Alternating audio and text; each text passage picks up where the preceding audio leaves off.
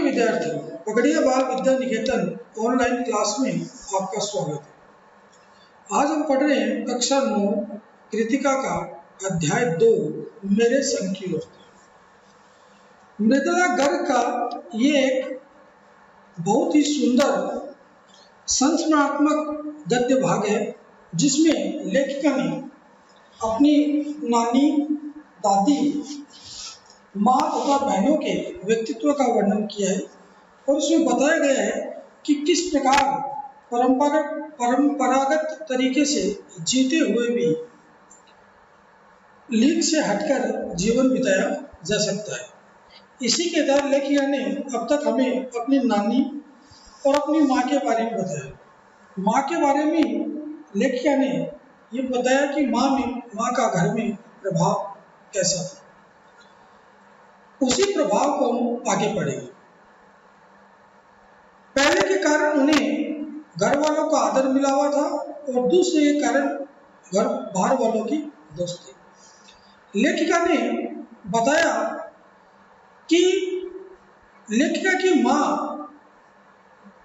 का घर में प्रभाव होने के उनके 3 गुण बताए थे। पहला बताया था वे कभी झूठ नहीं बोलती। दूसरा बताया था वे एक गोपनीय बात को दूसरे पर जाहिर नहीं होने देती थी। और तीसरा था शाही खानदान और घर में शाही खानदान का रोग। पहले के कारण उन्हें घर वालों का आदर मिला हुआ था। पहला जो कारण था वे कभी झूठ नहीं बोलती, उससे उनको घर में आदर मिला हुआ था। और दूसरे के कारण बाहर वालों की दोस्ती मिली हुई थी, क्योंकि वो कभी भी एक दूसरे को किसी की बात को नहीं कहते थे। दोस्त में हमारी भी थी। लेखिका कहती है कि माँ हमारी एक अच्छी दोस्त थी। माँ की भूमिका हमारे पिता बेखूबी निभा देते थे। मुझे याद है बचपन में भी हमारे घर में किसी की चिट्ठी आने पर कोई उससे ये नहीं पूछता कि उसमें क्या लिखा है, भले वह एक बहन की दूसरे के नाम क्यों न हो। और माँ ये जानने को बेहाल हो कि बीमारी से वह उबरी या नहीं। छोटे से छोटे घर में वह 6 बच्चों के साथ सास ससुर आदि के रहते हुए भी हर व्यक्ति को अपना निजत्व बनाए रखने की छूट थी।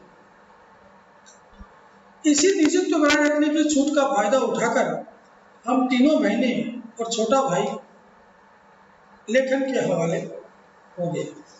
यानी लेखिका ने बताया कि उनके परिवार में माँ का बहुत इज्जत थी और हमारे ऊपर किसी को भी एक दूसरे के ऊपर कोई प्रतिनिधि नहीं था। हम स्वतंत्र थे। हर व्यक्ति को अपने जिंदगी जीने का हर प्रकार से छूट थी। इसी के कारण लेखिका के 3 बहनें और एक भाई लेखक बने, वो लेखन का कार्य करने लगे।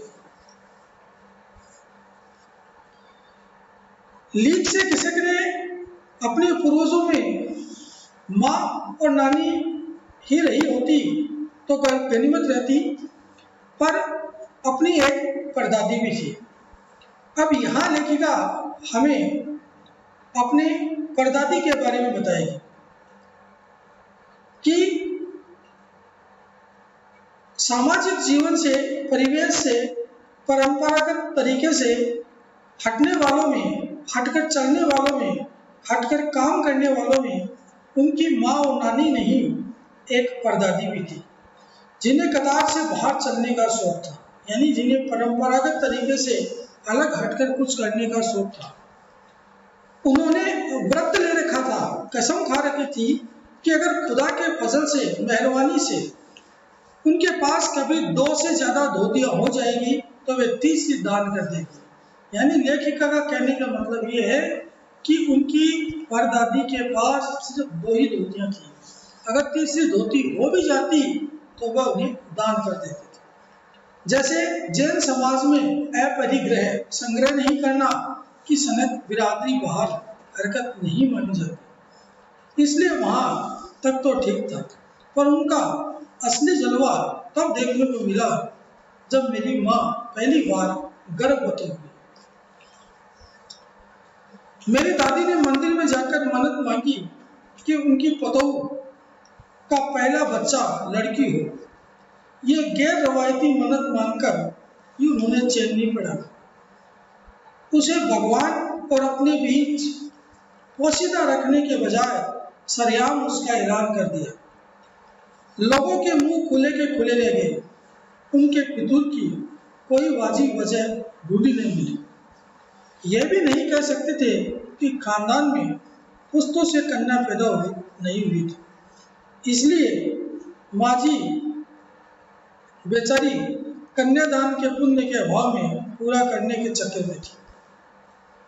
क्योंकि पिताजी ही नहीं, दादी जी की भी बहनें मौजूद थी। हाँ, पहला बच्चा हर बहू का बेटा होता रहा है। खैर, माँ जी ने अपनी तरफ से कोई सफाई नहीं दी, बल्कि बदस्तूर लगातार मंदिर जाकर मन्नत को दोहराती रही। पूरा नकुड़ गांव जानता था कि माँ जी का भगवान के साथ सीधा सीधा तार जुड़ा हुआ है। बेतार का तार, इधर वह तार खींचती, उधर टन से तथास्तु बजता। मेरी दादी तो पहली मर्तबा में ही तैयार हो गई थी कि गोद में खेलेगी तो पोती, पर माँ जी की आरज़ू किस तरह लाएगी इसका भी गुमान नहीं रहा होगा। इस तरह से हमने देखा कि लेखिका की परदादी किस तरह परंपरा से अलग होकर जीने वाली औरत थी। इसके आगे का भाग हम अगली ऑनलाइन क्लास में पढ़ेंगे। तब तक के लिए धन्यवाद।